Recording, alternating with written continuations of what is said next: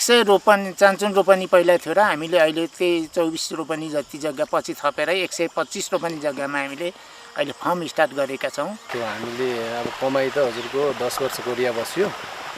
10 वर्षमा जति कमाइयो अब 1.5 करोड कमाएको थियो होला, त्यो चाहिँ ल्याएर चाहिँ जग्गा किन्यो।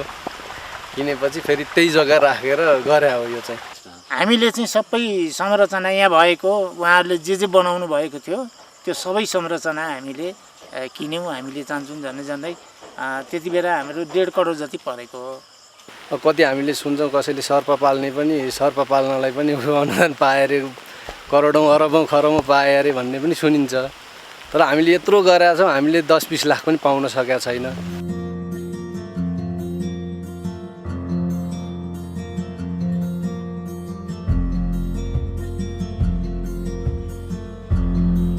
भक्तपुर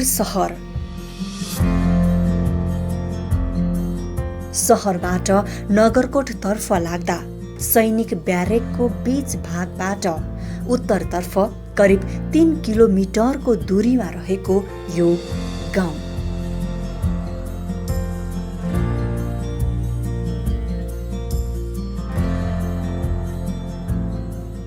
डाँडाको काखमा रहेको यो प्राचीन नेवारी बस्ती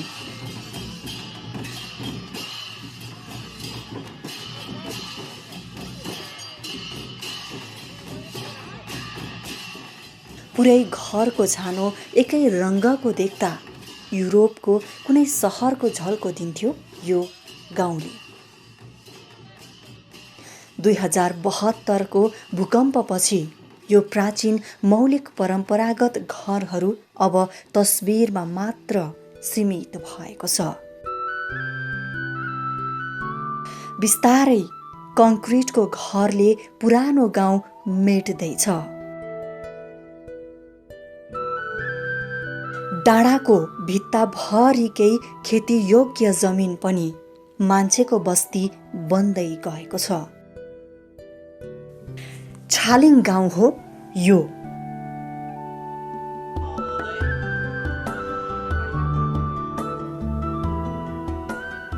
दर्शकवृन्द, यही गाउँमा केही कर्मशील र मेहनती हातले रङ्गाउँदै गरेको पौरख आजको प्रस्तुति।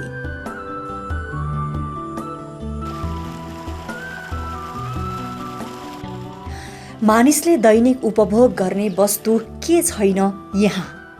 कुखुराको बथान, ती कुखुराका अण्डा, पोखरीमा माछा, बारीभरि सेता प्लास्टिकका टनेल, गुफाभित्र च्याउ, फलेका फुलेका तरकारी।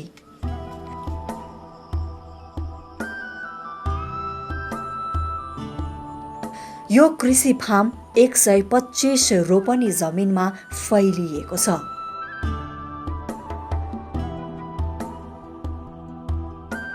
फार्ममा करोडौं लगानी भएको छ।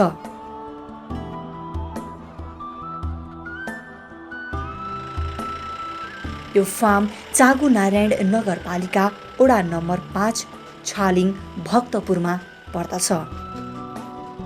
फार्मको नाम सर्वोदय एग्रो कृषि प्राइभेट लिमिटेड हो। फार्मका सञ्चालक हुन् ज्वाइँ ससुरा, ससुरा रामप्रसाद पकवाल र ज्वाइँ राजकुमार देउजा। रामप्रसाद दोलखा सुन्द्रावतीका हुन्। विभिन्न गैर सरकारी संस्थामा काम गर्थे उनी। कृषि सम्बन्धी काम गर्ने संस्थामा काम गर्ने मौका पाएको हुँदा उनलाई कृषि पेसाले आकर्षित गर्यो। व्यावसायिक रूपमा कृषि गर्दा बजार चाहिन्छ। दोलखाबाट नजिकै पर्ने राजधानी सहर नै उनको रोजाइ बन्यो।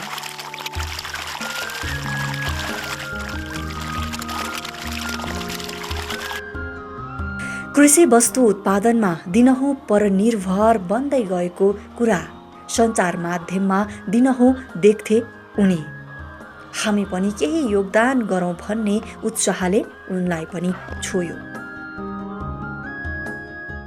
मलाई केही साथीहरूले अब अहिले धेरै चाहिँ कृषिमा चाहिँ अब हामी आत्मनिर्भर हुन सकेका छैनौँ, देश कृषिमा आत्मनिर्भर हुन सकेको छैन भनेर पनि साथीहरूको केही सुझावहरू आएर अब केही गरौँ न त भनेर त्यहाँबाट सुरु गर्न खोज्दै मेरो एकजना ज्वाइँ राजकुमार देउजा र मेरो छोरो एकजना गोपाल पकुवाल चाहिँ कोरिया बसेर ऊ बाबुहरू पनि आइसकेपछि अनि अब हामीले अब त्यसो भए केही गरौँ न त भनेर हामी फर्म खोज्दै थियौँ र खोज्दै हामीले यो चागुनारायण नगरपालिका वडा नम्बर 5 छालिङ भन्ने ठाउँमा हामीले चाहिँ फर्म भेट्यौँ। चान्चुन 100 रोपनी चान्चुन रोपनी पहिला थियो र हामीले अहिले त्यही 24 रोपनी जति जग्गा पछि थपेर 125 रोपनी जग्गामा हामीले अहिले फर्म स्टार्ट गरेका छौँ। यिनी हुन् राजकुमार देउजा, रामप्रसादका ज्वाइँ। रोजगारीका लागि कोरिया पुगेका थिए राजकुमार। अहिले उनको फार्ममा विभिन्न किसिमको उत्पादन भइरहेको छ।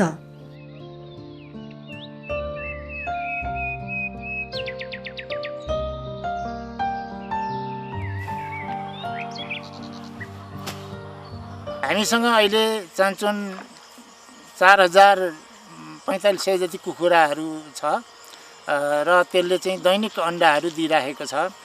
23वटा टनेलामा च्याउ खेती गरेका छौँ र च्याउ चाहिँ हाम्रो यो वर्षको अलिकति बिग्रियो। उसमा यो चैतको लटमा चाहिँ लकडाउनको कारणले धेरै नै च्याउ बिग्रियो र च्याउ चाहिँ एकदम राम्रो आएको थियो र अहिले पनि हाम्रो 23वटा टनेलमा च्याउ फलिरहेको छ र हामीले चान्चुन बेचिरहेको छौँ अहिले पनि।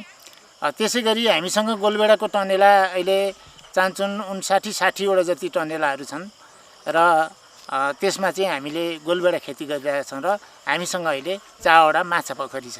यो व्यवसायमा चान्चुन 15 जना जति कामदारहरूलाई चाहिँ रोजगार दिइरहेका छौँ र नाफा भने त अब त्यस्तै हो होइन। अहिले चाहिँ रोजगार चाहिँ हामीले 15-16 जनालाई दिइरहेका छौँ र आफूले पनि यसो तरकारी चाहिँ खाइरहेका छौँ।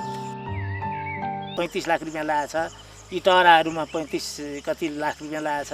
अनि माथला टहरामा 10 लाख, अनि गोलबेडाका टनेलामा 15-20 लाख कति, यो सबै निकालेर उहाँहरूले पुर्याउनु भएको थियो। त्यही अनुसारै हामीले अनि ठिकै छ नि त, अब हामीलाई चाहिएकै हो भनेर त्यसरी लियौँ। गैर सरकारी संस्थामा काम गर्दा कृषिका अनुभव बटुल्न पाएका थिए रामप्रसादले। जम्मा हामी 10 जना फिल्ड मोटिभेटरहरू थियौँ। 10 जनाले चाहिँ दोलखा जिल्लाभरिका सबै गाविसहरूलाई हामीले हेर्नु पर्थ्यो। मेरो भागमा चाहिँ 6वटा गाविस पर्थ्यो। मैले हेर्नुपर्ने बाबरे, खोपाचाउ, कालिम्चोक, बिगु, आलमपुर, चिलङ्खा जम्मा 6वटा गाविसमा म काम गर्थेँ। त्यो बेलामा एकदम दुर्गम। हामीले काम गर्नुपर्ने यो कमिटीको कामहरू अनि एउटा होइन जस्तो एउटा प्राविधिकको रूपमा पनि काम गर्नुपर्ने, हामीले कृषि प्राविधिकको रूपमा पनि काम गर्नुपर्ने र हामीले चाहिँ समूहहरू बनाउँदैखेर समूहहरूलाई परिचालन गर्ने कामहरू हामी गर्थ्यौँ। अनि छोराले ज्वाइँले कोरियाबाट ल्याएको पैसा लगानी गर्नुभयो कि कसरी गर्नु? सुरुमा 1.5 करोड त ठुलो पैसा हो। अब लगानी चाहिँ हामीले अलिअलि ब्याङ्कको लोन लिएर गरेका छौँ। अब अलिअलि चाहिँ अब आफ्नो पनि हालेका छौँ। त्यस्तो लोनको अलिकति प्रोसेस भनिदिनु। लोन साह्रै गाह्रो हुन्छ लिनु भन्छ, कस्तो हो भन्नु? हामीले चाहिँ हाम्रो साथीहरूले पहिलाकै साथीहरूले यो बागबजार प्राइम ब्याङ्क भन्नेमा लिनुभएको छ, प्राइम विकास ब्याङ्कमा। र अनि उहाँहरूले त्यहीँ गएर चिन्जान गराइदिनु भयो र अनि मेरो एउटा घर थियो, घर राखेर हामीले अलिकति लोन त्यहीँबाट। कतिको सजिलो रहेछ त्यो लिनलाई? मलाई त सजिलै भयो, ब्याङ्कमा त गाह्रो हुँदैन? गाह्रो भएन खासै। अरू कारोबार भएको हिसाबले सजिलो भएको होला कि कृषिमै पनि सजिलो? होइन, म यस्तो भयो, उहाँ जस्तो हुन त मेरो पहिला पनि कारोबार थियो मेरो। अब अरू मेरो मेगामा कारोबार गरेको थिएँ। अब मेगाको कारोबार गर्दै पछि आएर अनि अब त्यहाँ गएपछि अनि उहाँहरूले हेर्नुभयो, ल हुन्छ नि त त्यसो भए भनेर घर मूल्याङ्कन गर्नुभयो। मूल्याङ्कनमा आएको पैसा मैले दिनुभयो, सजिलै दिनुभयो, त्यस्तो खासै। उनले फार्म किनेको वर्ष दिन पनि पुगेको छैन। यतिखेर यी व्यवसायीहरू फार्ममा विभिन्न तरकारी उत्पादन गर्ने तयारी गरिरहेका छन्। अहिले अब हाम्रो 1 वर्षको प्लेट हुँदैछ। हामीले उहाँहरूको अस्ति मङ्सिरसम्म उहाँहरूकै सिजन थियो, उहाँहरूले लगाएको तरकारी बालीहरू थियो। त्यसको हामीलाई अब त्यति भएन। अनि हाम्रो 3-4 महिना चैतसम्म हामी खाली बस्यौँ। हामीले गोलबेडाको मल बनाउने र बिउ जग्गा तयार गर्नेमै लाग्यो। अनि चैतबाट हामीले च्याउ हाल्यौँ र चैतबाट गोलबेडा सुरु गऱ्यौँ र गोलबेडा अहिले भर्खरै निस्किरहेको छ। यसको आम्दानी कति अब दैनिक त्यो खातामै छ। अनि अब माछा हालिरहेछौँ 70,000 भुरा हालिरहेको छौँ हामीले। माछाको भुराहरू 70,000 छ। अब त्यसको पनि अब कति आउँछ अब यहीँ पोखरीमै छ। चैतको च्याउ चाहिँ अब धेरै नै बिग्रियो। हामीले चाहन्छौँ 12 लाख जति लगानी भएकोमा 7 लाख जति मात्रै आएको देखियो त्यो बेलामा। त्यो पनि कता अलिकति त हामीले 1-2 क्विन्टल त सुकाएर पनि ढाकेका छौँ। र यो पालाको चाहिँ खासै कति आउँछ अब आउनै छ। उपत्यकामा कृषि फार्म भन्न साथ त्यहाँको मुख्य उत्पादन गोलभेडा नै हुन्छ। मौसमले साथ दिएमा राम्रो आम्दानीको स्रोत हो गोलभेडा। यो फार्मले पनि राम्रै आम्दानी दिइरहेको छ। यो हाम्रो उत्पादन त वैशाखको अन्तिमबाटै भयो। 30-40 हजार केजी गइसक्यो है। 30-40 हजार। कतिवटा टनले लाउनु भएको छ यो हाम्रो 50 वटा जति छ अहिले। अहिले चाहिँ 40-50 आउँछ। पहिला त 90-92 क्यारेटसम्म आएको। 30-40 हजार केजी नै आउँछ अझै आउँछ है। अहिलेसम्म कतिको बेच्नु भयो? अन्दाजी मेरो हिसाबमा त्यही हो 25 लाख जति गइसक्यो होला यहाँ। होइन ठिकै छ। अहिले त आम्दानी राम्रै छ किनभने गोलबेडा पनि गइरहेछ। जस्तो 2 दिनमा 40-42 क्रेटदेखि लिएर 50 क्रेटसम्म गोलबेडा कतिसम्म गयो मौकामा कस्तो भयो यसपालि? सस्तोमा पहिला त 500-600 क्रेटमा पनि गयो सुरुमा। पछि 1000मा गयो, त्यहाँबाट 1200 गयो, त्यहाँ 1600-1700 अहिले नि 1700-1800 2000सम्म गइरहेको छ। 1600-1700 2000सम्म। त्यो भनेको केजीको कसरी पर्यो? त्यो 70-80 60-65 70-80 एभरेजमा त्यस्तै 50देखि 60 भनौँ न गइरहेछ। 125 रोपनी जमिन थोरै जमिन होइन। उपत्यकाको उर्वर माटोमा थोरै जमिनबाट पनि धेरै उब्जनी लिन सकिन्छ। उपत्यका कृषि उपज खपत हुने ठुलो बजार हो। यसलाई चाहिँ हामीले अब के गर्न लाग्यौँ भने अब अलिकति माथिल्लो भेगमा चाहिँ हामी कुखुरै बढाउने कुरामा छौँ। चाहन्छौँ हामीले कुखुरा चाहिँ 25,000 पुर्याउने कि भन्ने लक्ष्यमा चाहिँ एउटा योजना बनाएको छौँ हामीले। र त्यसको लागि हामीले दाना चाहिँ आफै उत्पादन गर्ने।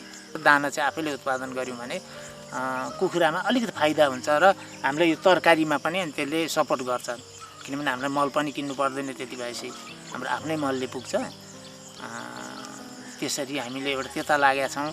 अर्को यो माछा पोखरीहरूलाई अलिक सुधार गर्ने कि भन्ने कुराहरू छ। र अब हामीले यो तल्लो जग्गा अलिकति थपिएका छौँ भर्खरै। त्यहाँ चाहिँ गोलभेडाकै टनेलाहरू बनाउने कुराहरू छ। रामप्रसादले तुलनात्मक रूपमा कुखुराको बजार चाहिँ राम्रो पाएका छन्।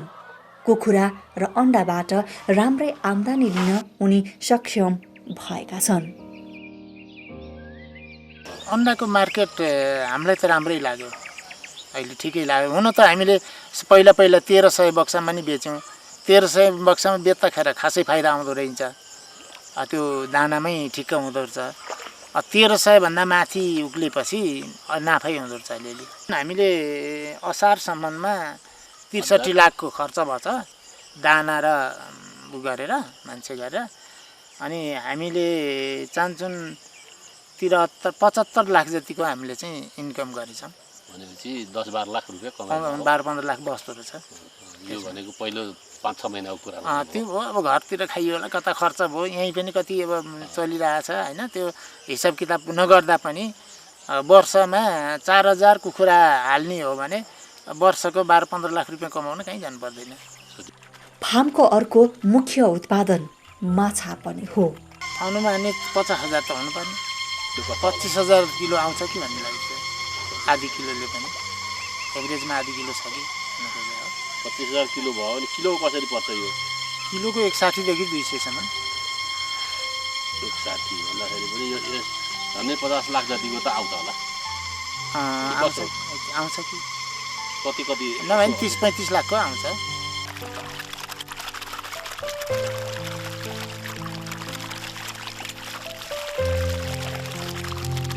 होइन माछा पनि सजिलो। माछा पनि राम्रो भइदियो, यसलाई दानाहरू पाइयो भने राम्रै फाइदा हुने चिज हो माछा। त्यो तरकारीको चाहिँ बिउ बिजन मल खादको स्थिति के हो कस्तो हो? हामीले अहिलेसम्म चाहिँ सबै किन्छौँ, कुखुराको मल बाहेक सबै किन्छौँ हामी। चाहन्छौँ सानो गाडीको 5,000मा ल्याइदिन्छ, 5,000, 6,000, 5,000 त्यस्तै। धेरै लाग्दो त मल त मल लाग्छ सर, हामीले यसपाला कति 3-4 लाखकै मल किनेको छ। फार्मले मलको लागि भैँसी र बाख्रा पाल्ने तयारी पनि गरिरहेको छ। होइन, योजना हामीले बनाउँदा लकडाउन भयो। हामीले असोजमा किन्यौँ, मङ्सिर पुस माघ त्यत्तिकै गयो, फागुन लागेपछि अब के गर्ने कि भन्दै लकडाउन भइहाल्यो, हामी कहीँ निस्किन पाएनौँ। नत्र हामीले के भैँसी कि चाहिँ हामीले अलिकति बाख्रा हाल्नु पायो हुन्थ्यो भन्ने सोच बनाएको। जति धेरै जमिन र जति धेरै काम, खर्च पनि त्यसै अनुसार हुन्छ। रामप्रसाद अहिले उत्पादनमा लगानी गरिरहेका छन्। खर्च ठुलो छ यहाँ। चाहन्छौँ अब 15जनालाई तलब खुवाउँदा हाम्रो वार्षिक झन्डै 30 लाख जति नै जाँदो रहेछ तलबमै। अनि अब जग्गा भाडा हाम्रो झन्डै 20 लाख जति जग्गा भाडै जान्छ। गाडीको तेल खर्च भन्यो, गाडी मर्मत खर्च, अनि यो अब गोलबेडाको अन्य लगानीहरू भयो। लगानी नै 14-15 लाख रुपियाँ लगानी लागिरहेछ। गोलबेडामा च्याउमा लगानी 12 लाख रुपियाँ लाग्दो रहेछ, त्यहाँको 12 लाख जति च्याउमा लगानी भइरहेछ। जम्मा गरी हजुरको लगानी कति जति होला त? अहिले हामीले 1.5 करोड जति लगानी गऱ्यौँ। त्यति गरेर पनि नाफा भएको छ? नाफा भन्दा हामी नोक्सानमा चाहिँ छैनौँ भन्ने लाग्छ। फार्म आफैले बजारसम्म उत्पादन पुर्याउँछ। बजार चाहिँ काली माटी नै हो। हाम्रो गाडी छ एउटा बोलेरो, त्यो गाडीले चाहिँ बिचरा त्यो ड्राइभर धेरै खर्च। च्याउ राति 11 बजी 12 बजी पुर्याउनुपर्छ। 11 बजी 10 बजीभित्र च्याउ टिपिन्छ। अनि 11 बजी च्याउ लिएर बजार कालीमाटी पुग्छ र अनि बिहान दाना लिएर आउँछ यहाँ ड्राइभर। अनि र गोलबेडा चाहिँ हामीले दिनभरि टिप्छौँ, बेलुका लान्छौँ। अर्को तरकारीहरू अन्य पनि हामी बेलुका लान्छौँ। हाम्रो मार्केट भनेको कालीमाटी नै हो। कृषि व्यवसायको कुरा गर्दा मुख्य समस्या बजार व्यवस्थित नहुनु नै हो। किसानले उत्पादन गरेको बाली वस्तु बिक्रीको प्रवर्धनमा सम्बन्धित निकाय जिम्मेवार रूपमा उपस्थित हुने हो भने कृषि पेसामा लाग्नेहरू उत्साहित हुने थिए। रामप्रसादले झैँ व्यक्तिको तहमा भर पर्नु पर्दैन थियो। हामीले होइन त्यो सोच पनि बनाएको थियौँ। र मेरो एउटा चिनजानको साथी चाहिँ जडीबुटीमा, त्यो जडीबुटीको कृषि फार्म चाहिँ कृषि मार्केट चाहिँ साथीहरूकै हो। उहाँहरूले एउटा मिलाउनु पनि भएको थियो त्यहाँ बस्नुहोस् भनेर। फेरि के गरियो भने यो अलिकति गाह्रो हुँदो रहेछ, किनभने यतै पनि मान्छेले भ्याएको छैन, यतै देखरेख पुगेको छैन। अब त्यहाँ फेरि एकजना बस्नु पर्यो। अनि त्यो भएकोले अहिले गरेनौँ। र तैपनि हामीले एउटी छोरीलाई सिकाउँदैछौँ अहिले काँडाघारीमा बसेर। उनीले गर्दैछन्, मेरो कल्याणी भन्ने छोरी छन्, आफ्नै छोरी। अनि उसलाई चाहिँ त्यो जिम्मा ल्याएको छ। तर भर्खर सुरु मात्रै गरिन्, अब कस्तो हुँदो रहेछ। नत्र अहिले हामीले कालीमाटीमै त्यहाँ एकजना पन्थजी हुनुहुन्छ, उहाँलाई दिन्छौँ। रेगुलर राम्रै छ होइन, उहाँले म क्रेटमै 1 सयमा राख्छु भन्नुभएको छ। हामीले पुर्याइदिन्छौँ। 50 क्रेट भयो भने उहाँले 5,000 कमाउनुहुन्छ। हामी अरू त्योभन्दा घटी लिएर आउँछौँ। त्यस्तै। राजकुमार देउजा रामप्रसादका ज्वाइँ। खोटाङ घर भएका राजकुमार हाल काठमाडौँ काँडाघारीमा बस्छन्। कोरियाबाट फर्केका उनी त्यहाँ अन्य पेसामा संलग्न भए तापनि यहाँ कृषि पेसामा कटिबद्ध भएर लागेका छन्। हामी चाहिँ 10 वर्ष कोरिया बस्यौँ। कोरियामा चाहिँ खासै एग्रिकल्चर फिल्डमा चाहिँ काम गरिएन। हामीले चाहिँ म्यानुफ्याक्चरमा काम गऱ्यौँ। त्यो काम गर्दाखेरि हामीले एग्रिकल्चर चाहिँ नजिकमा थियो र देख्थ्यौँ। यस्तै प्रविधि लगेर भित्राउन पाए हुन्थ्यो र केही गर्न पाए हुन्थ्यो भन्ने चाहिँ थियो। तर जुन काम हामीले गरेका थियौँ म्यानुफ्याक्चरमा त्यो चाहिँ हामीले स्रोत साधनले नभ्याउने, हामीले कुनै हालतले पनि नेपालमा आएर गर्न नसक्ने स्थिति थियो। त्यो भएर पनि हामी कृषितिर लागेका हौँ। तपाईँको आफ्नो कमाइबाट चाहिँ कति लगानी गर्नुभएको छ यहाँ? यस्तो हामीले अब कमाइ त हजुरको 10 वर्ष कोरिया बस्यो। 10 वर्षमा जति कमाइयो अब 1.5 करोड कमाएको थियो होला, त्यो चाहिँ ल्याएर चाहिँ जग्गा सबै किन्यो। किनेपछि फेरि त्यही जग्गा राखेर गरे हो यो चाहिँ। कोरियामा यहाँको तुलनामा कमाई धेरै नै भए तापनि सन्तुष्टि भने यही नै पाएका छन् उनले। कालान्तरमा कोरियाभन्दा कमाइन्छ जस्तो लागेको छ? त्यो चाहिँ छैन अहिलेसम्म, कोरियाभन्दा कमाइ छ भन्ने चाहिँ छैन। तर हजुरको त्यहाँ दास भएर काम गर्नु, यहाँ साउ भएर काम गर्नुमा अलिकति फिल्ड चाहिँ अर्कै भएको छ। नेपालमै बसेर काम गर्न सक्दा आम्दानी हुँदैन भन्ने कुरै भएन। व्यवसायलाई बढाउँदै लैजान सक्नुपर्छ। सोचाइ अनुसार फाइदा लिन सकिन्छ। देशमै बसेर काम गर्दा सरकारले उनी जस्ता व्यवसायलाई हेर्नुपर्ने उनको आग्रह छ। र हामीले जे सोचेका छौँ त्यसमा लगानी जुटाएर गऱ्यौँ भने कोरियाको कमाइ हुन्छ भने लाख बढी नै हुन्छ भनाइ? एकदम लाख त लगभग अहिले अब 1-2 जनालाई लाख त अहिले पनि भइरहेछ, नभएको होइन। अनि तर पनि अब पछि त्यसमा चाहिँ हजुरको लगानी जुटाएर यसमा अब जस्तै बुवाले अघि भनिहाल्नु भयो 25,000 कुखुरा पुर्याउने, 25,000 कुखुरा पुर्याउने र 100वटा गाई या भैँसी हाल्ने हो भने त के नहोला र। फेरि हामीले चाहिँ अनुदानतिर पनि प्रोसेस नगरे होइन, प्रोसेस गर्नु तर धेरै दुःख पाइने। यहाँ कति कृषिलाई यस्तो कार्यक्रम आएको छ, यति अर्ब छुट्याएको छ, उति यति करोड छुट्याएको छ भन्ने कुरा छ। तर हामीले चाहिँ धाउँदा गर्दा पनि अनुदान पाउने कुरो छैन। कति हामीले सुन्छौँ कसैले सर्प पाल्ने पनि, सर्प पाल्नलाई पनि अनुदान पाए अरे, करोडौँ अरबौँ खरबौँ पाए अरे भन्ने पनि सुनिन्छ। तर हामीले यत्रो गरेका छौँ, हामीले 10-20 लाख पनि पाउन सकेका छैन। हामीलाई चाहिँ केही न केही सरकारले चाहिँ हेर्नु पर्यो। कतिले त अब डकुमेन्टको भरमा कागजी रूपमा पनि अनुदान लिइराखेको पनि हामीले देखेका छौँ। तर हामी त आफै फिल्डमा खटेर गरेका छौँ, हजुरहरूले देखिहाल्नुभयो होइन, यत्रो लगानी गरेका छौँ र पनि सरकारले चाहिँ राम्रोसँग हामीलाई नहेरे जस्तो लाग्छ। प्राविधिक जुन हजुर सहयोग चाहिँ कसरी पाइरहनु? अब प्राविधिक सहयोग चाहिँ हजुरको हामीले चाहिँ धेरै ठाउँमा सरकारी प्राविधिक सहयोग चाहिँ हामीले केही पनि पाएका छैनौँ। हामी धेरै ठाउँमा नगएको होइन, हामी नाकमा पनि गयौँ, हामी कृषि ज्ञान केन्द्रमा पनि गयौँ, हरेक ठाउँमा गयौँ। तर सरकारी प्राविधिक सल्लाह सहयोग अब त्यहाँ गएर केही सल्लाहहरू क्षणिक दिने त धेरै भेटियो, तर यहाँ आएर प्राविधिक सल्लाह दिने, यसरी योजना बनाऊ भन्ने सरकारी निकायबाट चाहिँ केही पनि भएन। हामीले आफ्नै तर्फबाट होइन, हामीले चाहिँ कम्पनीको तर्फबाट केही रकम तिरेर हामीले चाहिँ प्राविधिक राखेका छौँ।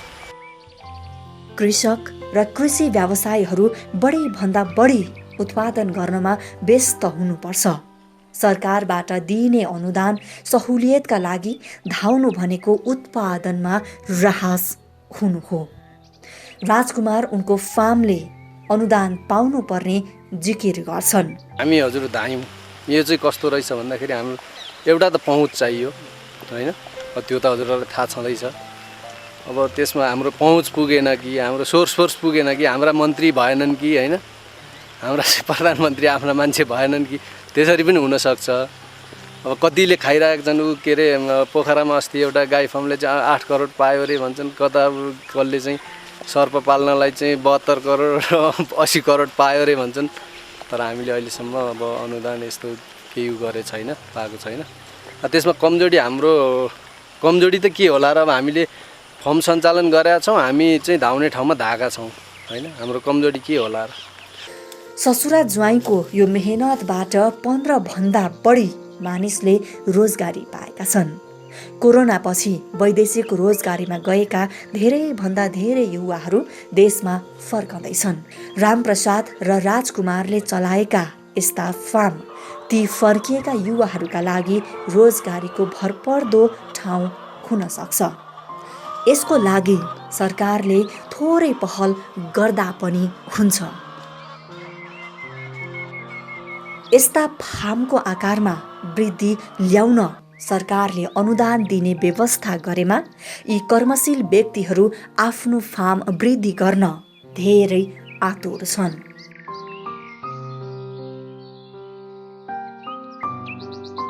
अनुदान दिएर फार्म विस्तार गर्न सकिएमा विदेशबाट आउने धेरै युवाहरूले यस्ता फार्ममा काम पाउँथे।